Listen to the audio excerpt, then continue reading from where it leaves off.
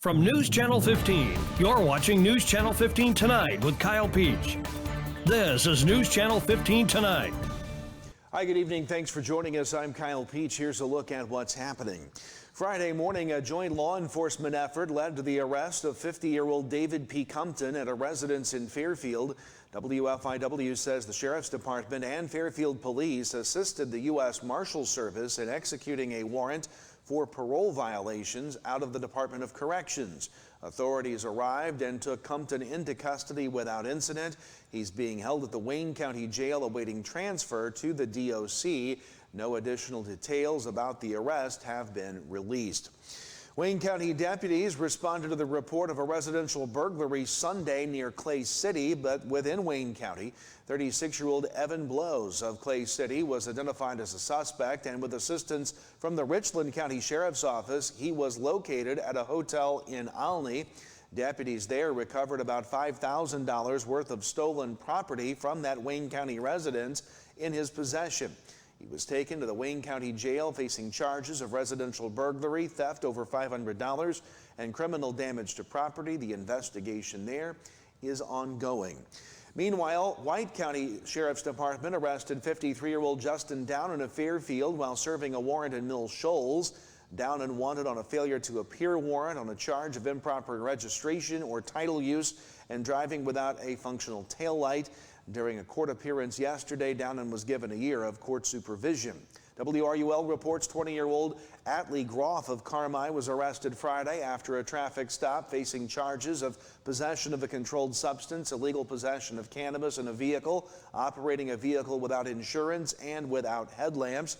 And a Jonesboro man is back in Union County after his arrest Saturday in Crossville. Gary Allen was wanted on a failure to appear warrant on a criminal damage to property charge. Elsewhere, Isaiah Deem was arrested at the probation office in Carmi on an active warrant for failure to appear on a meth possession charge. Meanwhile, after a traffic stop Thursday night, 61-year-old Henry Pierce of Enfield was arrested, cited for driving on a suspended license and improper lane usage. 40-year-old Katie Warren of Evansville, formerly of Carmi, was arrested Monday on a charge of domestic battery and taken to the White County Jail, according to WRUL. Meanwhile, 44-year-old James Brinkley of Harrisburg was wanted on a failure to appear warrant related to a theft charge. And 28-year-old Chance Grine of Carmi was arrested for violating probation Monday after admitting at the probation office that he had used drugs. To court news now. Edwards County State's Attorney Eric St. Ledger has filed felony charges against 5 people in the past week. WFIW says 44-year-old Daniel K. Miller of Browns has been charged with possession of less than 5 grams of meth. 44-year-old Brandy Goodman of Grayville charged with meth delivery and possession of more than 15 but less than 100 grams of meth, and for delivery of less than 15 grams of meth. 40-year-old Stephanie G. Johnson of Browns has been charged with possession of a controlled substance. 37-year-old Dennis M. Bailey of Browns is facing a charge of possession of less than 5 grams of meth. And 42-year-old Christopher C. Jones of Grayville is charged with burglary, theft of property valued at over $500 but less than $10,000. In Wayne County Court late last week, 6 people pleaded guilty to charges in their respective cases. WFIW says 31-year-old Charles Newton of Golden Gate pled guilty to meth possession and was given 24 months probation and ordered to complete 30 hours of community service. 33-year-old Dewey Desch Jr. of Sisney pled guilty to cruel treatment of an animal and was given 2 years conditional discharge. 47-year-old Christina Kennedy of Sims pled guilty to meth possession and was given 24 months probation and ordered to perform 30 hours of public service work. 30-year-old Heather Tanner of Fairfield pled guilty to retail theft and was given 24 months probation and was required to pay $28.26 in restitution to Walmart. She received a 90-day stayed jail sentence, which will be imposed if she violates probation, and was also ordered not to enter any Walmart store. 37-year-old Cynthia Solomon of Wayne City pled guilty to endangering the life or health of a child and was given a year of probation and is required to undergo a psychological assessment. And finally, 29-year-old Megan Boatner of Wayne City pled guilty to theft and was given a year of probation. The Wayne County Coroner's Office is investigating 2 deaths over the weekend. WFIW reports that on Friday, the Coroner's Office responded to the death of a male senior citizen. The case is currently under investigation by Fairfield Police and the Illinois State Police Crime Scene Unit, as well as the Coroner's Office. An autopsy has been performed and officials are awaiting toxicology results. A second death on Saturday involving a senior male found deceased at a home while alone. Coroner Sherry Winter says that no further investigation is anticipated in that case. No additional information has been released. The Wayne County Sheriff's Department responded to a series of crashes over the last few days. Saturday night, crews called to 361 County Road 700 North. 32-year-old Skylar McWilliams of Fairfield struck a deer in her Jeep, veered into the ditch, hit a tree, and rolled over. McWilliams was treated at the scene for injuries. On Sunday morning, authorities were called to a motorcycle crash at 763 County Road 1730 North in Wayne County. 78-year-old Robert Carr of Toledo, Illinois, was traveling southbound, lost control in gravel, which caused the motorcycle to crash. Carr suffered minor injuries and was taken by Wayne City Ambulance to Good Samaritan Hospital in Mount Vernon. And early Monday, Wayne County authorities were called to County Road 600 North at County Road 870 East in Sims. 38-year-old River Spofford of Sims was driving a Chevy truck southbound when he answered a phone call. Spofford told deputies when he looked up, the truck had veered into the yard and struck a residence owned by Juanita Hedden of Sims. Moderate damage was reported to the home. There were no injuries. Spofford was cited for failure to reduce speed to avoid an accident, unlawful use of an electronic communications device, and failure to stop at an intersection. New movement on a pair of restaurant locations in Mount Carmel. WSJD reports that on their Ask the Mayor segment, Mayor Joe Judge provided updates on 2 long-awaited projects along West 9th Street. Judge says the owners of Midpoint Cafe in Lawrenceville are planning to open a new location at the former Pizza Hut site at 9th and Walnut. At the Monday council meeting, the city council approved $50,000 in TIF funding to support that project with a target opening date of August. Meanwhile, next door at the former Long John Silver's location, which is set to become Rockin' Chicken, Judge says progress is finally being made after months of little activity. The owner has completed work on another project in Evansville and has now turned attention to the Mount Carmel site. Construction is underway, including a new front deck, and additional roof work is expected soon. Judge says both projects are moving forward and positive signs for local business growth. Meanwhile, plans are coming together for another Music in the Park event at Mount Carmel. At the City Council meeting Monday, WSJD reports that Mike Harris received approval to close the 300 block of Market that night on June 13th. The closure coincides with a concert featuring a Bob Seger tribute band. Harris says organizers are working with Evan Waters to bring a car show to Market Street ahead of the concert, giving residents even more to enjoy before the music. In addition to food trucks, Harris says efforts are underway to attract an even larger crowd to this year's first concert. City leaders say the concert series continues to be a popular draw for residents and visitors to the community. More to come. Your forecast is next, and then sports. We'll be right back.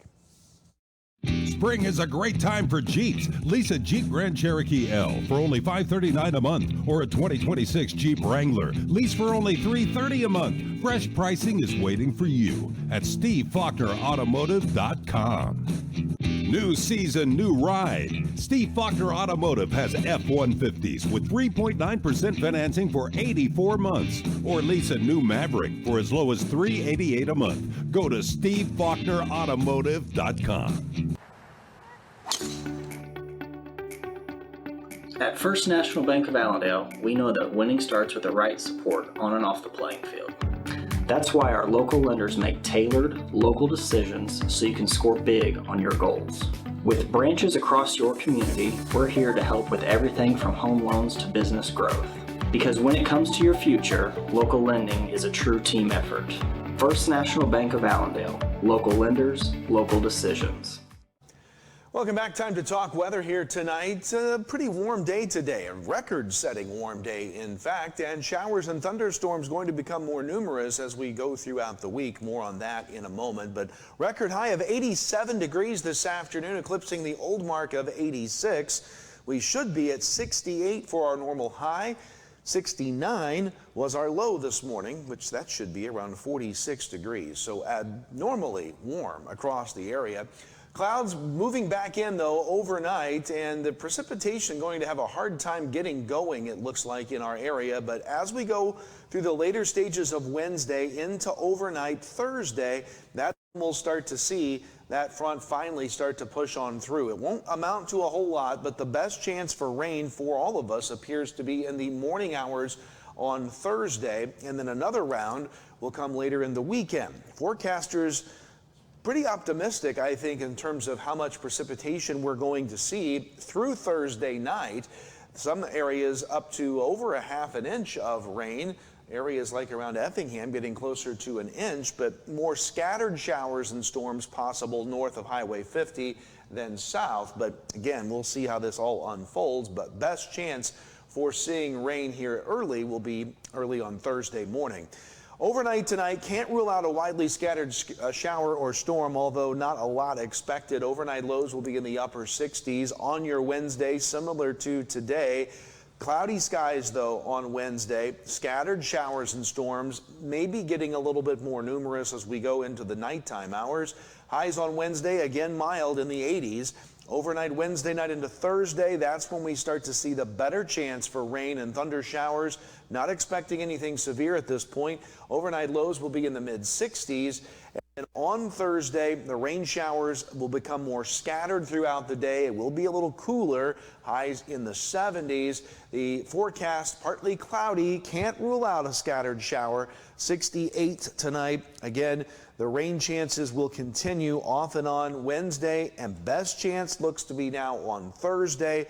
We'll clear things out for Friday, and then another weather maker, this one going to knock the temperatures down and bring some scattered shower and storm chances for us on Saturday. 76 on Saturday, then into the 60s with lows getting into the upper 30s for the weekend. That's a look at your forecast. Sports is next.